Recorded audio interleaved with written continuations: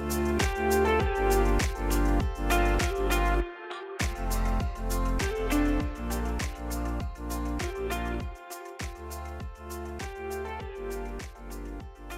friends, how are you? I'm so excited for today's Soul Chat interview with Shannon, a dear friend of mine. She is the host of Sense of Soul podcast, which is an amazing podcast. If you haven't checked it out, definitely go check it out.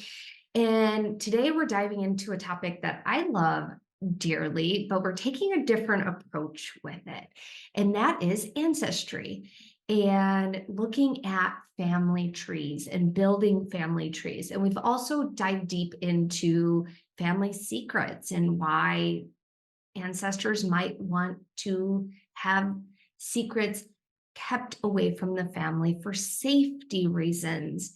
We dive into all sorts of different nuances and topics, and I'm so excited to share this Soul Chat interview. So let's jump in.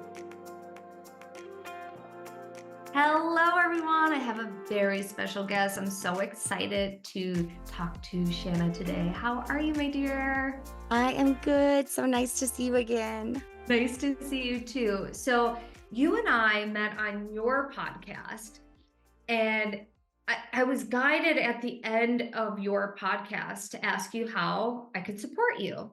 And that's when you started sharing with me how you're really into ancestry. And I was like, yes, tell me more about this because I love working with ancestors. I teach the Akashic Records. The ancestors are coming in at a rapid pace now because they want to help us, they want to support us.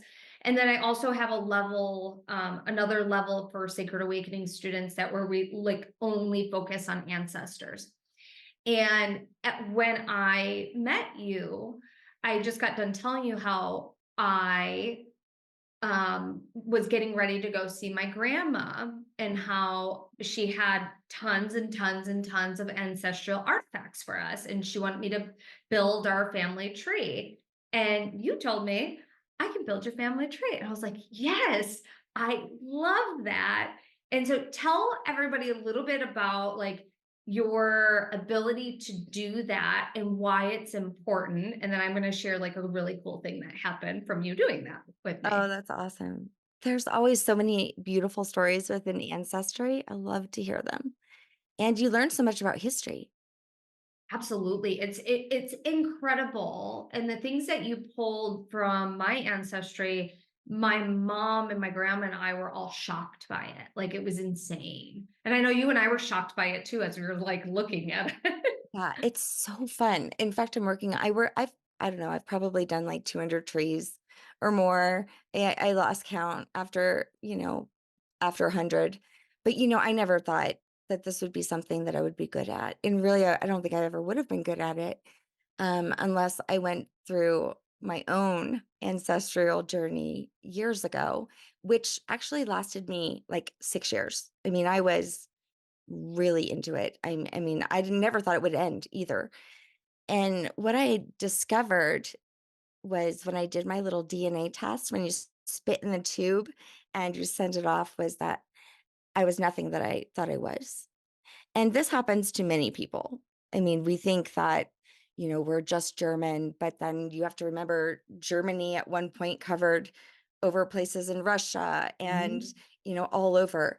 And so lots has changed on the map since, a lot of people originated from certain areas. My daughter just did hers recently.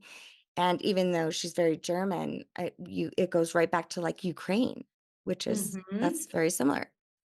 So, but I am originally from New Orleans. So I kind of knew that I would maybe have some surprises in my DNA test, which I did.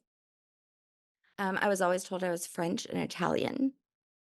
And to come to find out, I don't think any Italian, and I was not nearly as much French as I thought I was. Um, and there's also a lot of German in me. So I thought that was weird. Of course, my dad had German. I didn't know he had German. I thought he was pure Czechoslovakian. His family has only been here 3 generations. So a lot of his German is from Czechoslovakia. It's just there's not a Czechoslovakian DNA. So I I went down a very deep hole to try to figure out why there was this denial of cultures that was within me. So my dad had Jewish, I didn't know that was in me. My mom had this African American roots that I had no idea, no one had. And so what I did was I built a tree and I use Ancestry. And I would say it's probably the most user friendly. I've tried all of them, and I've actually offered my DNA to many other service providers that do this, but Ancestry seems to be for myself the easiest one to work with.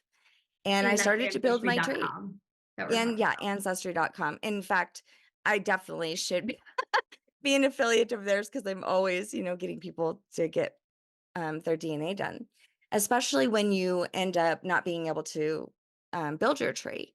And when I got to my great grandmother, my tree just stopped. I mean, that's not very far, I'm No, just it's a not far at all. grandparents, and I couldn't find her.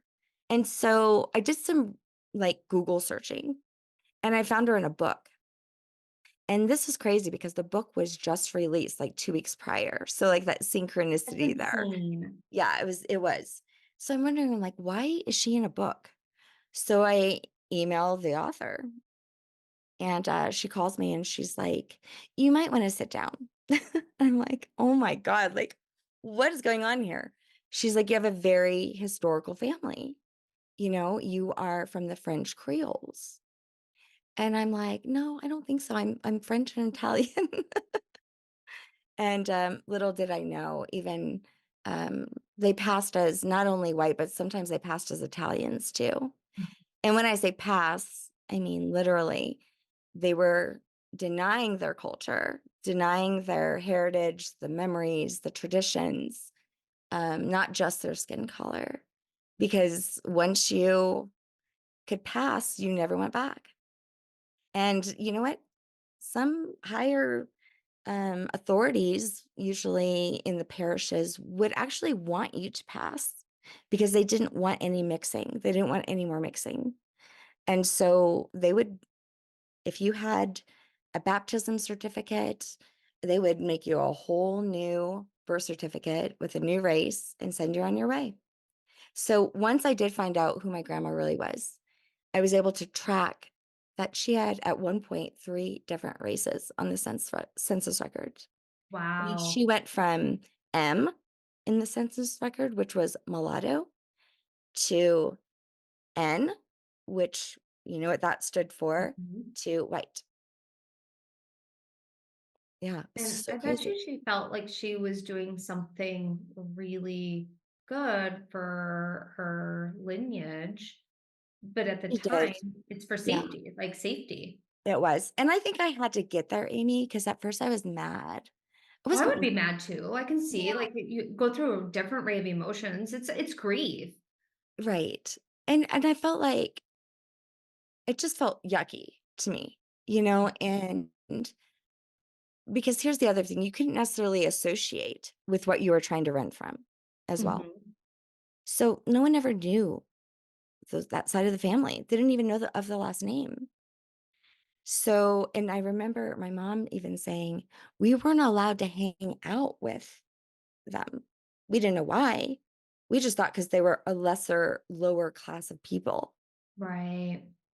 and so there's a separation that happens. And it's not necessarily based on like, I think I'm better than you. It was based on fear. Like, we No, can't yeah, it's definitely associate based with on you. fear, and it Yeah. was based on safety. Just like for women too, you're based on it, you were fearful of speaking up. And Mm, that this is why it's so crucial and so important to do ancestry work. Not only like discovering what your actual tree, your history, your family tree is, but to actually sit down and heal and clear the bloodlines, because think about how much that has generation after generation after generation subconsciously been passed on, that you cannot be seen as you really are I because know. you will be in danger. Right. It's And that separation that it causes, you know? massive separation. So what you are so right. And that's, I think that I had no idea that that's where I was going, at the Mhm. beginning of this journey. Like I didn't know that it was probably going to be one of the most healing things that I ever went through in my life. I had no idea. But that is exactly what ended up happening as I digged more to find out, what would lead a person to deny, who they were. And so when I learned about the French Creole women, I was shocked. First of all, they're like the most unknown part of American history, these people. Louisiana covered over 20 states, even where I'm at right now in Colorado. And so this was all France. It was huge, up and down the Mississippi. And, I don't think people really understand, the history of like for almost 200 years. This was France. It was bigger than France itself. And To paint that picture, it's like mind blowing. right, I know. And French was not only their language, but Catholic, that was your religion. Every single lineage from Louisiana roots were all forced to be Catholic. I mean, I literally had an ancestor who was a witness on the first 5 boats that when you got onto the boat, you were to be baptized if you weren't already. In the Black Mm. Code, it was one of the first rules for a slave to be baptized. The Cajuns who came down from Canada, first thing they had to do was go and be baptized. So while Louisiana was basically predominantly French and Catholic, you had the 13 colonies up there. They came here and it was like the freedom of religion, right? They didn't have that in Louisiana. You were totally frowned upon if you were not. And so that really was like a huge understanding for me why my family's so deeply rooted Catholic. I Yeah. mean, I am a recovering Catholic now, and that's been a big part of my journey too, is kind of understanding all of these very deep beliefs, that live in my DNA. They weren't just taught to me. I mean, No, they they are live living there. within me. So when I have gone through this journey and have picked up a Gnostic gospel, that is very foreign to me. Like very, very foreign to me. The idea of a mother goddess, completely foreign. Even when I moved to Colorado, the idea of women working, owning businesses, all of that was very foreign to me. So, this is a very deeply rooted ancestry that I have that for generations, women were suppressed, period. The Right. French Creole women you weren't allowed to marry outside of your race until the 1950s. So, It's not long ago. Think about that. Like, that right? wasn't that long ago at all, and No. that's still impacting us. Yeah. And you weren't going to marry anyone darker than you because you probably had a white father if you're of mixed race. So they actually would have debutante balls and they would have all of the white eligible bachelors to come. And your father would make a deal with one of them and he would create this little Creole cottage for you and maybe even have children, but they weren't going to be an heir to him because he he was going to go have a white heir with his wife because he would be able to marry and you would just be like his mistress.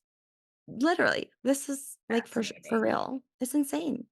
It's beyond insane. And Like, so to and think that that's we can't go like, why would they do that? Back then, it was socially acceptable to do those things. so And, crazy.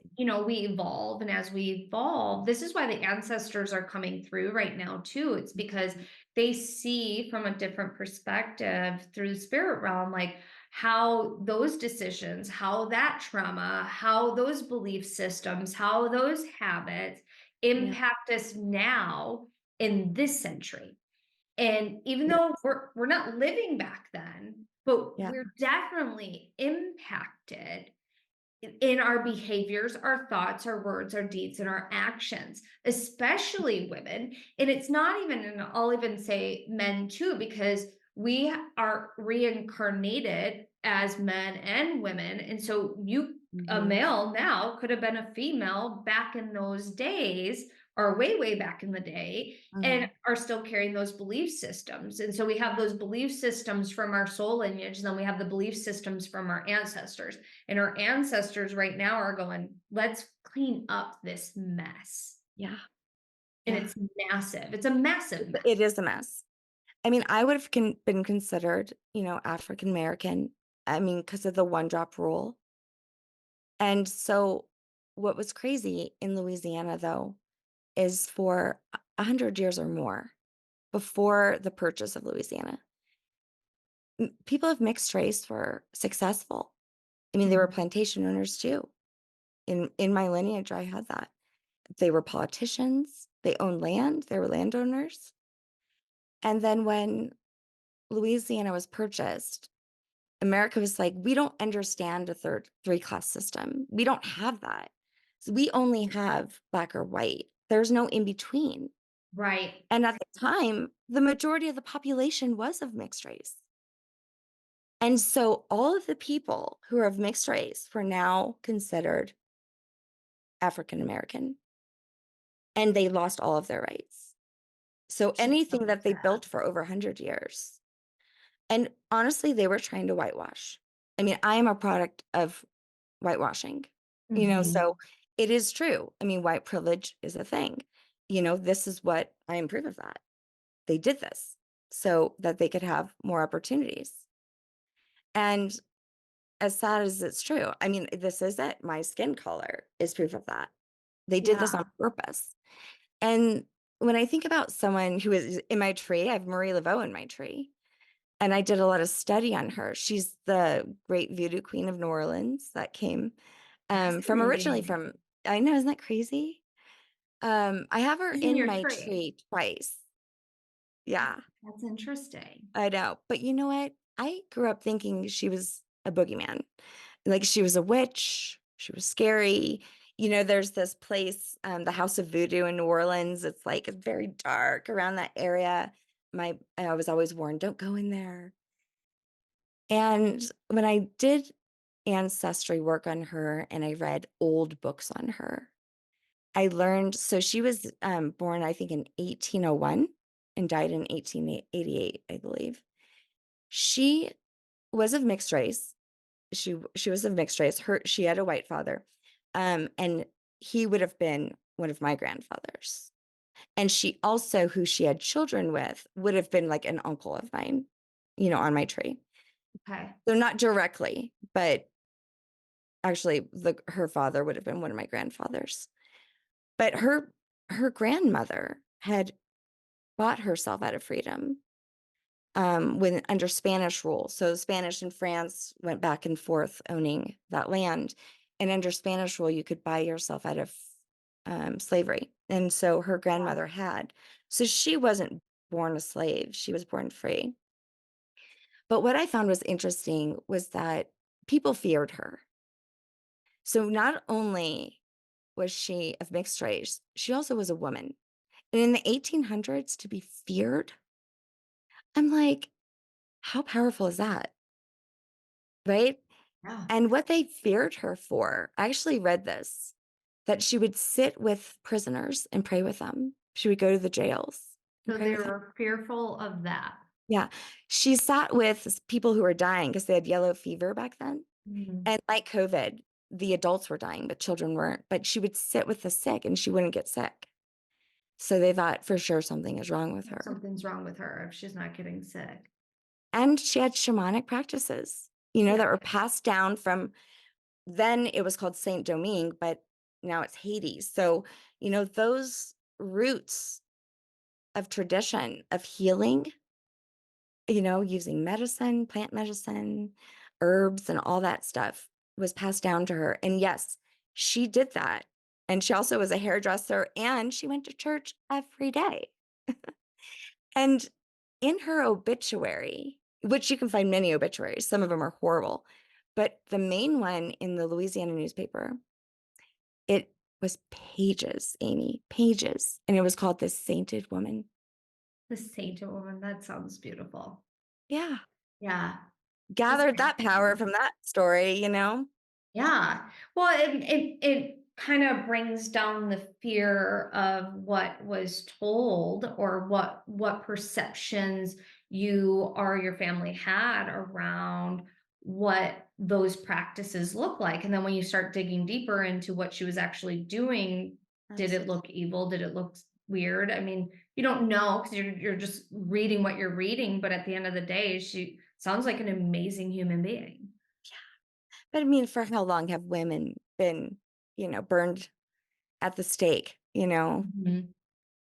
Right. um, mentally and physically? I mean, Yeah. hundreds and hundreds of women, actually were killed. I mean, I did someone's tree who was a Salem witch. And in researching the Salem witch, I was reading the papers, like the minutes that someone wrote on the court case. And she was the last one to be killed as the Mm. Salem witches. Her name was Anne Pudiator. And she in the paper, she made soap. She made soap. That was literally in there.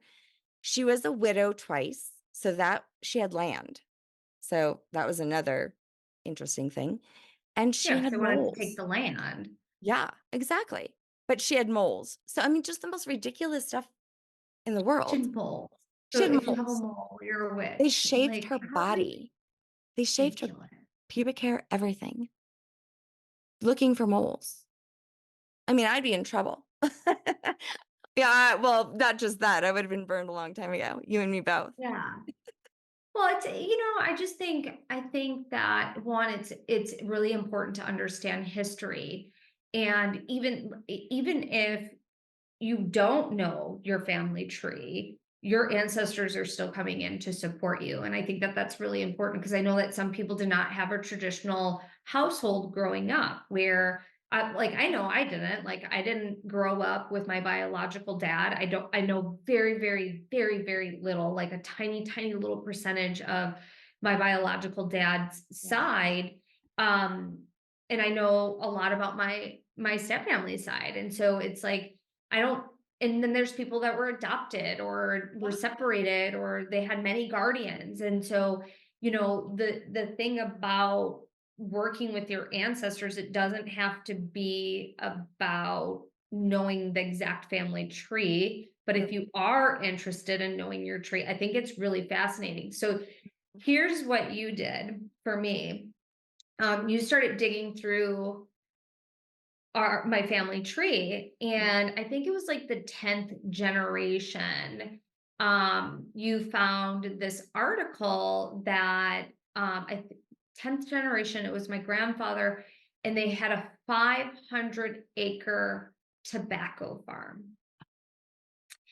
And I was telling my friend this. I was like, this is so cool. Like, um Shanna found this, like, that my ancestors had tobacco farm, and she goes, Amy, don't you remember the ancestors gifted you tobacco leaves in one of our healings? And I forgot that because you receive things in healings, and we Yeah. were working with the ancestors, and after the Yeah. call, her and I got on the call together, and I was like, what'd you get? And she tells me, and then I told her what I got, which was tobacco leaves. And I love that I shared that with her because I would have never remembered that, because Yeah. sometimes you receive things Random. and you forget. But yeah, so my ancestors, because I remember this, like I went into this healing and there was this older woman that showed up, and she handed me tobacco leaves, and she was tilling the farm and tilling the farm and tilling the farm. And so it was Wow. really neat that you literally uncovered that they were tobacco farmers for me, which I'm like, you can't make this stuff up. Right. I did the same with the past life regression. Yeah, I mean, in my past I had the past life regression right before or around the same time, and I was on a plantation, and there was a whole, story, and it was amazing. And as I was reading my ancestry, I'm like, thinking about, I'm imagining this, but I'm going right back to the memories of that past life regression. I'm like, holy crap. So yeah, there's got to be some sort of, I always think that, I don't know about you, that, you know, maybe we're here sometimes, to heal a lineage, and maybe you We have to have definitely the are. experiences of your ancestors, to come into the place where we are now to do the healing, because I'm one, my mom's one of seven. We're the only ones that moved to Colorado. I feel like sometimes I'm the only one that could have done this work Right. because I was open to it. I Because I think have a moving away different, from home is also important sometimes. yeah. Because what happens, and I moved away from home. I'm the only sibling that moved away from home. And when you move away from home, you remove yourself from the family dynamic Hmm. and you get to see the family dynamic from a different perspective. So true. And I believe that, and this might not be everybody's belief, but I believe everybody should move away from home once, even if you move back, Yeah. Good because idea. it creates like you have a different relationship with yourself and your Mhm. different relationship with your family when that happens. Would I love to live near my family? Absolutely. But I am grateful that I moved away because there's been so many blessings that has happened from moving away. And having a different perspective, and then just moving back to like the whole past life regression and like documenting things. Time is not like a linear. Time is a construct that we've made for our human Yeah. experience. There are so many things happening simultaneously, in parallel universes and on different timelines. And, we're living out all these different experiences. And the ancestors, because this is the embodied experience that we have with the human body, the ancestors right now are wanting to come in and go, hey, like, I had this belief system that you're still holding on to. And what happens is if you break it, you go, I'm going to break that belief system and I'm going to help you. The ancestors literally wants to help break that thing. Is you change the whole lineage moving forward. Yeah. And it's breaking generational, and I don't like using this word, but I'm being guided to use it, is breaking generational curses. Mm. And Yeah. it is fascinating to witness, to watch, and to experience. It is. It's a timeless healing. Mhm. You know what else was interesting? That in my past life regression, there was someone I recognized, not anyone super close to me, but someone who I know, like a strong acquaintance, though. We have a strong connection. And that person ended up being on my DNA. Like we match DNA, and we were both from the same lineage who was a plantation owner. Fascinating. So it was almost like through my DNA, through my ancestry, I was able to prove that the person who I have a weird connection with in this life was in my past life. And it's crazy. I I mean, love it it. just bananas. Yeah. Yeah. I love it. And guess what? My dad died in this life on the same day as his mom died in real Mm, life. Not like in past life, or yeah, for real. Isn't that weird? yeah. Well, it's Crazy. yeah, I think it's interesting because, and it's not always that it happens, but I feel like sometimes ancestors or family members die either around the same time. Mhm. Because like my stepdad passed away and then my step grandma passed away all around similar timeline too. Oh, Not the yeah. same day, So, like, that's their but contract. same Let's leave season. around the same time. Yeah. I mean, Yeah. they were years apart, but like Right. their death anniversary is around the same time. Yeah. Yeah, they didn't If die I'm in the same remembering year it correctly, either. is They the way that died I'm just on the thinking. same day. Same as you. Yeah. So Yeah. I think that's interesting. And, it's through those synchronicities that I started to lean into synchronicity more. Yeah. I was like, wow, maybe there's something to that. So I'm going to follow that. And I do that when I work on anyone's tree. I always feel like there's these ancestors that want to come through that want to tell their story. And that happened with yours. It happens with a lot of them. And usually it's grandmas. And I would say overall, even in like sessions that I do one-on-one with people, whether it's Reiki or whatever kind of energy work, there's so much energy of the divine feminine coming forth. And it's like I've never had more grandmas, little grannies coming through than ever. Like in the past like 2 years, it's been just Well, like, that's what I've noticed is in the last 2 years, this is where the ancestors, because when I teach the Akashic records, the masters, teachers, and loved ones come through. Well, all of a sudden I have all these students where you'd have like a few loved ones come through, but it was like student after student after student after student that was like ancestor, ancestor, ancestor, ancestor, ancestors coming through. And I'm yep, like, oh, the records are changing. The veil is changing. The yeah, portal has opened wide right. because I notice patterns with things because the records are not they're not fixed. They're evolving like we are evolving. And so I'll notice patterns as I'm teaching and I'm like, this is coming in. And the thing about it is this isn't going away either. The Mhm. ancestors, um, like when I just was speaking at this expo, like I like opened the records and I said, who wants to come in? And there was thousands and thousands and thousands and thousands and thousands of ancestors that wanted to come in. That's so And I funny. was like, and this is just the starting point. Like Mm, this is like I don't even feel like the floodgates have fully opened yet yeah. with it. And I think that it's really important to get back to roots, even if it's only through guided meditations, Mm, healings, activations, things like that. Because it does not matter if you know the paper history, yeah. but And if you and can let get me it, just that's say perfect. something. So something about that, I had read one time that say that indigenous came across a child that was not of theirs, of their tribe, but this child had no family. So they would adopt him in and they would pray to their ancestors and they would say, please accept this child Yeah. as your own. And so it just he was one of theirs. Yeah. And their ancestors became spiritually their, ancestors and Yeah. their I and totally get yeah, that.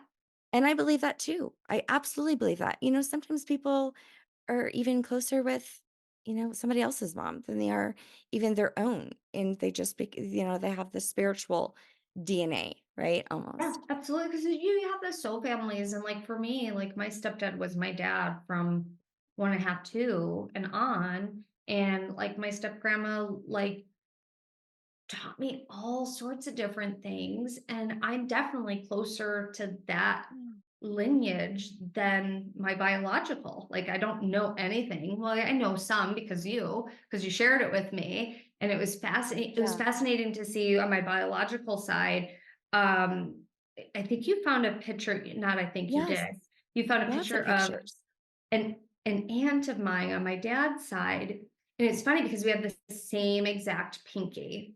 And my daughter, when I got an ultrasound, I was like, she has the same exact pinky of mine. So it's like, it's very distinct on Yeah. how it looks. So, Amazing. and it comes from her, like it comes from That's, that side. yeah. It's so interesting to look at some of these ancestors. My daughter, she just did her DNA. I mean, we already know, but she wanted to do her actual DNA. And it was so interesting too, by the way. I mean, what I got from my mother, she got 0. So Isn't it's that very fascinating? interesting. Yeah, so strange how it is. I think my mom had like 30% French, I got 15, Lindsay got none. I mean, like what? It's so weird. So it But just cuts off there. they decide. So, like, from Yeah. my understanding, from a spiritual perspective, because like I would talk to my daughter and I'd be like, pick the DNA you want.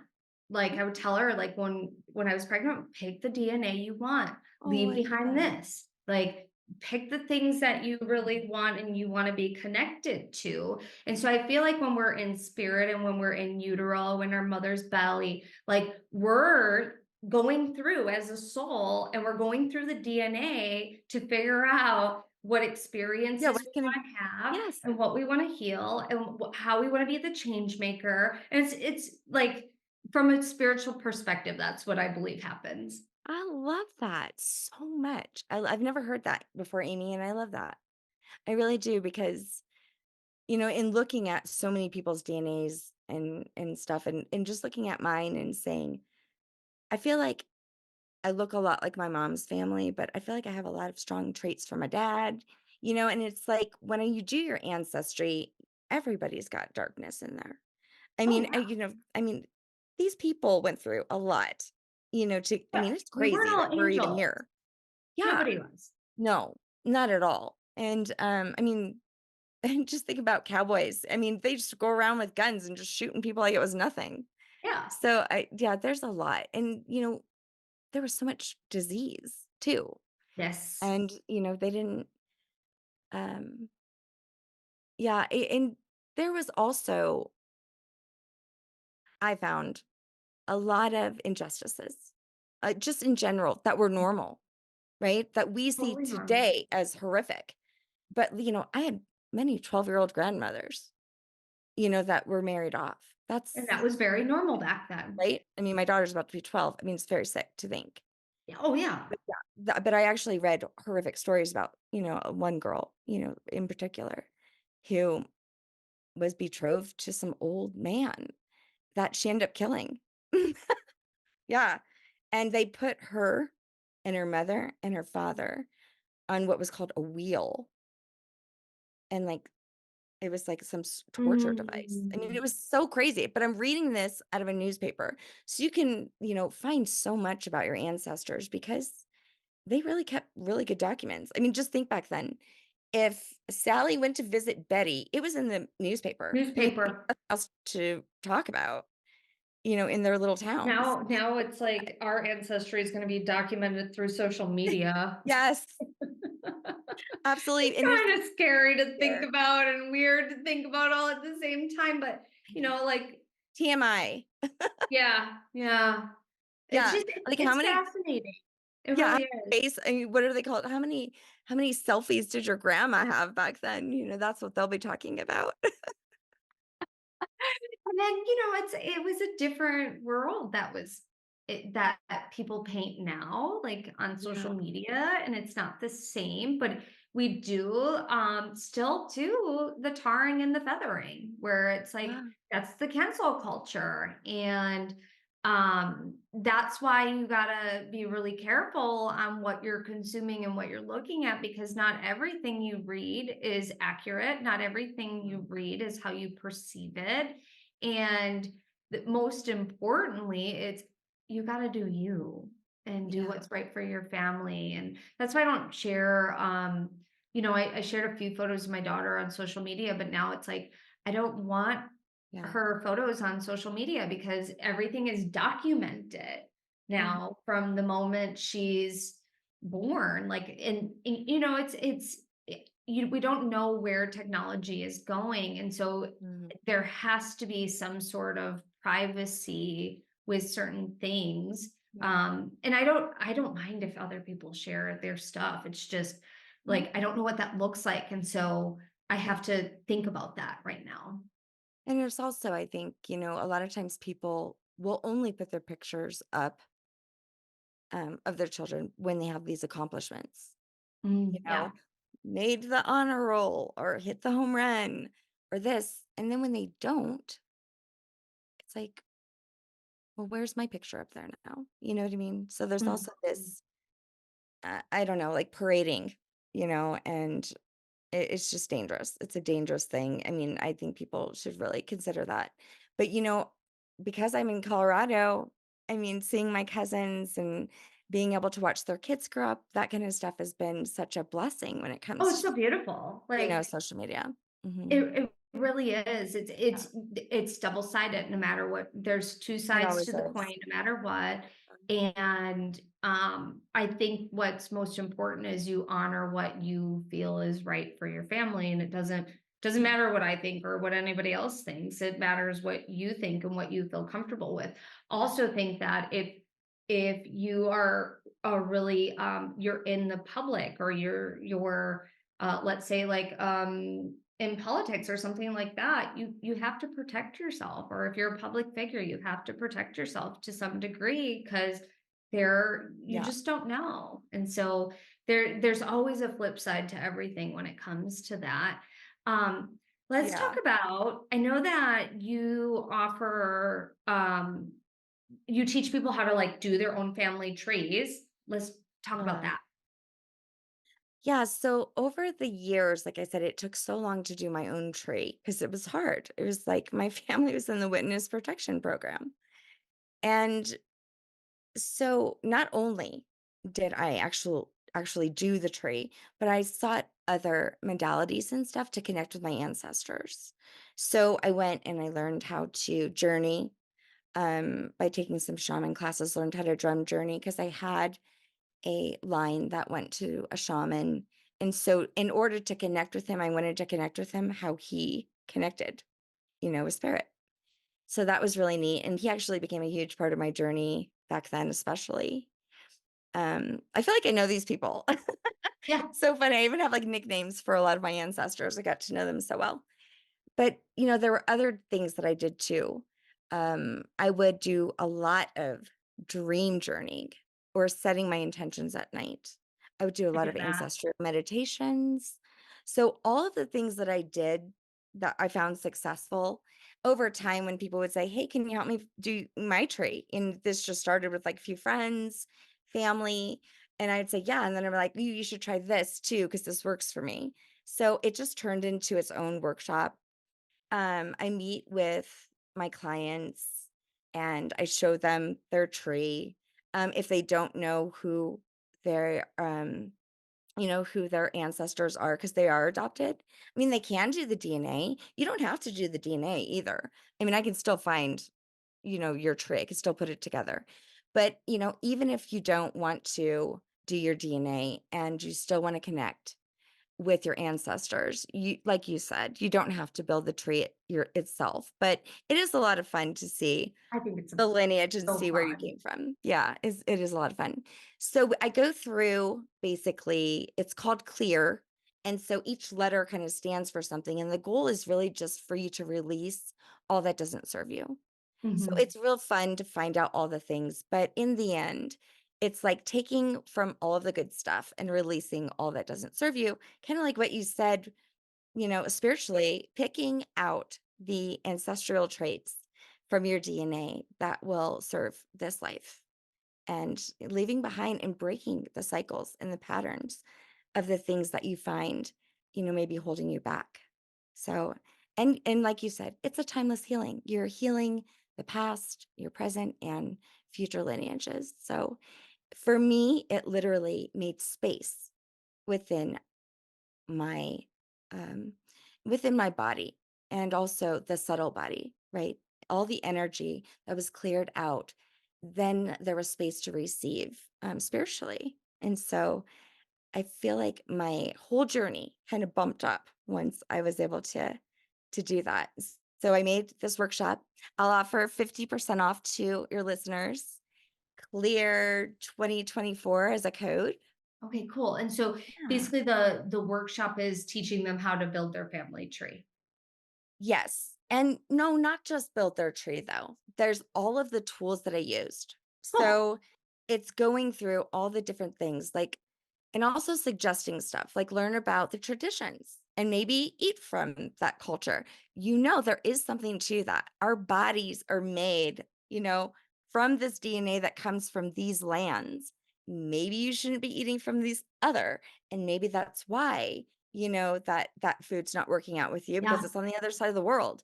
Maybe, even considering that. So there's so much to it actually. Awesome. Well, if you guys are interested, Shannon's giving 50% off. I'll put it in the show notes and in the YouTube description as well. So take advantage of that. Is there anything else you'd like to share before we hop off? No, other than there with the clear workshop, you also get my mini series that I did on my ancestry. So you kind of go through my journey and see how I discovered what I discovered, history that's never been told, but also how I healed through it. And yeah, and if you don't want to do the workshop, but you still want to hear the mini series, you can go to Patreon, Sense of Soul's Patreon. And I also have a mini series on the Gnostic Sophia. So those are the other things. And also check out Sense of Soul podcast. Yeah, definitely check out our podcast. So Yeah. awesome, my dear. It was so nice to have you on, and I can't wait to just catch up with you again.